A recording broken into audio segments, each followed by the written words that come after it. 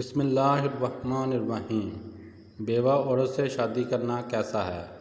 اس سے بڑی اور کیا بات ہوگی کہ ہمارے پیارے آقا صلی اللہ علیہ وآلہ وسلم کے نکاح میں آنے والی ایک کے علاوہ سب بیوہ یا طلاق یافتہ خواتین تھیں۔ امیر المومنین حضرت خدیجہ رضی اللہ تعالیٰ عنہ 2 شوہروں سے بیوہ تھی۔ آپ صلی اللہ علیہ وآلہ وسلم کی تعلیمات میں عورتوں کا عام طور پر اور مظلوم عورتوں کا خاص طور پر بہت اعلیٰ مقام ہے۔ بیوہ عورت کی خبر گیری کرنے والے کے لیے کتنے کتنے فضائل بیان کیے گئے ہیں۔ ابن ابی ملیکہ روایت کرتے ہیں کہ حضرت ابن عباس رضی اللہ تعالیٰ عنہ نے حضرت عائشہ صدیقہ رضی اللہ تعالیٰ عنہ سے فرمایا کہ آقا علیہ السلام نے تمہارے علاوہ کسی اور کنواری سے نکاح نہیں کیا، یعنی آپ کے علاوہ تمام ازواج مطہرات ثبات ہیں، یعنی کسی کا شوہر فوت ہو چکا ہے یا کوئی طلاق یافتہ ہے۔ لہٰذا معلوم ہوا کہ کنواری کے ساتھ نکاح کرنا افضل ہے اور بیوہ سے نکاح کرنا جائز ہے۔ نبی کریم صلی اللہ علیہ وآلہ وسلم نے فرمایا کہ عورت سے نکاح 4 چیزوں کی بنیاد پر کیا جاتا ہے۔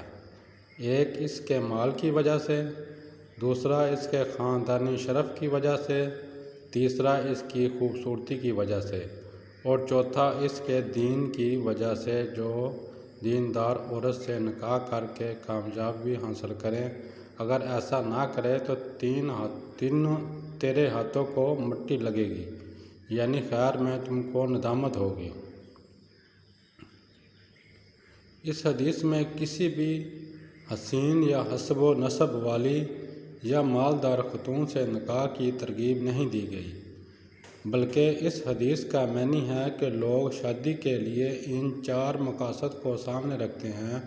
کچھ تو حسن کو تلاش کرتے ہیں اور کچھ اچھے خاندان اور کچھ مال کے بھوکے ہوتے ہیں اور کچھ لوگ دینداری کی وجہ سے شادی کرتے ہیں۔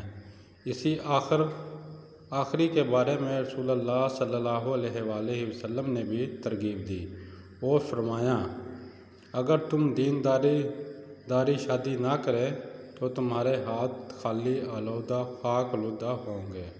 اس حدیث کا معنی یہ ہے کہ نبی کریم صلی اللہ علیہ وسلم نے لوگوں کے متعلق بتایا ہے کہ وہ شادی کرتے وقت کیا کرتے ہیں، تو عام طور پر انہی 4 چیزوں کو مد نظر رکھا جاتا ہے۔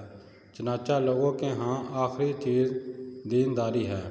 رہنمائی کے طالب، تم دیندار کو ہی پسند کرنا کہ تمہاری اسی کا حکم دیا گیا ہے۔